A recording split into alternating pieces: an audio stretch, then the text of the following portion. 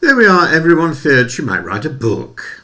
It turns out that the real drama may not arrive in hardback, but in high definition. Sarah Ferguson, suddenly stripped of her Duchess title and her place in the Windsor ecosystem, now stands on the brink of something far more perilous than a publishing debacle, a televised confessional that could turn into a sequel to Andrew Mountbatten-Windsor's famous encounter with Emily Maitlis.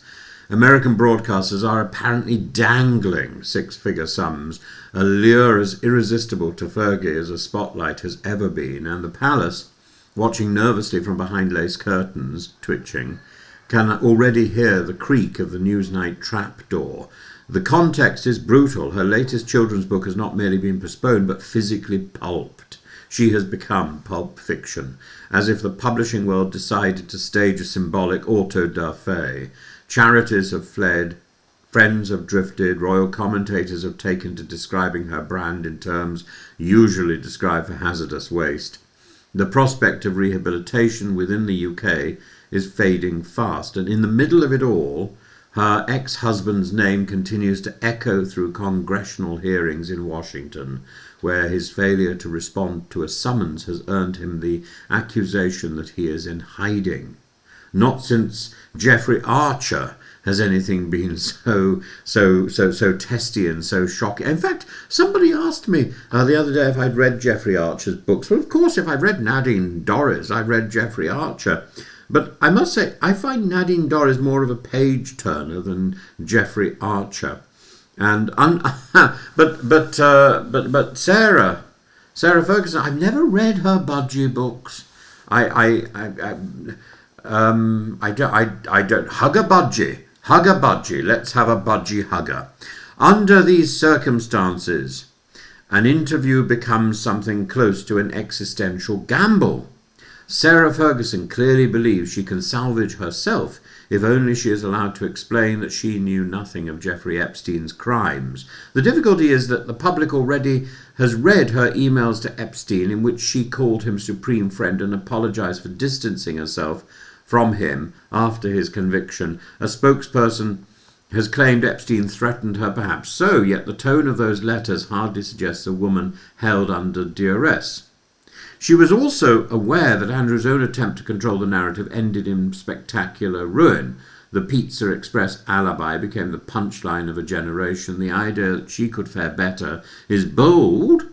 It may also be naive, for if she sits in front of Oprah Winfrey or any other formidable interviewer, she will be asked the questions that will define the rest of her life.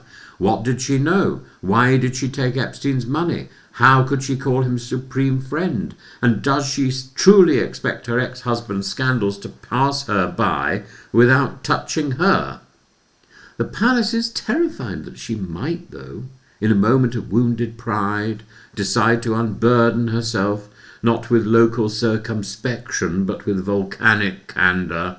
She is no longer bound to the institution. She has lost her title. She is losing her home. Her income streams are collapsing. And the one person she once shielded, Andrew, now faces the possibility of losing even the freedom of the City of London. This is the perfect storm in which someone decides that silence is no longer worth the cost. Yet there is something undeniably theatrical about the moment. Fergie has always understood the camera. She has charm, wit, and a survivor's instinct. In her mind, a televised interview might be the stage on which she writes her own redemption story, or at least stops the freefall.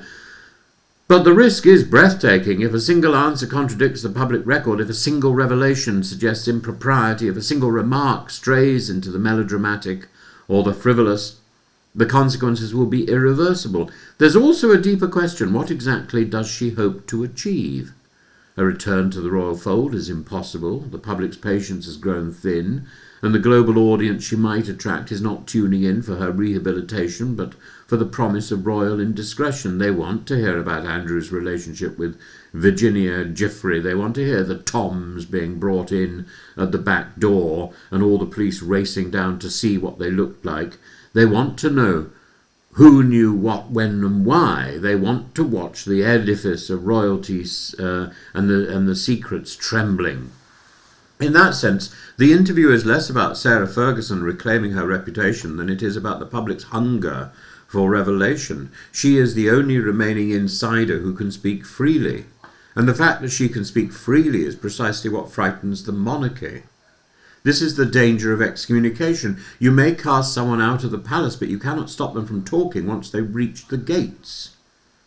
The truth is that Fergie now occupies a strange and precarious kind of limbo. Too close to the scandals to be considered blameless, too marginal to command the deference she once took for granted. She is a woman trying to negotiate her future, while the institution that once protected her tries to forget she ever existed. That is why broadcasters smell an opportunity.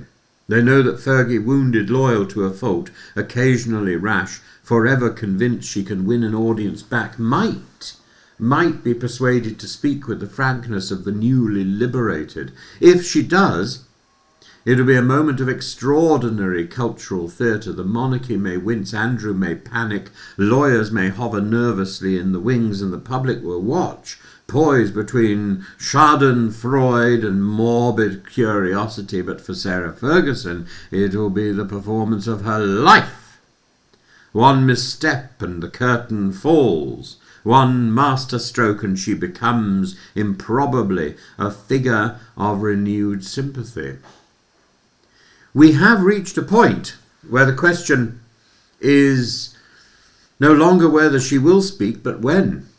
Having lost her title, her home, her book, her charities, and her remaining professional footholds, she may decide she has nothing left to lose. And at that moment the world will sit down, switch on its television sets, and watch Sarah Ferguson try for one last time to explain herself, pizza or no pizza. Whether it proves to be a confession, a defence, a hatchet job, a catastrophe, remains to be seen. But it will not be dull.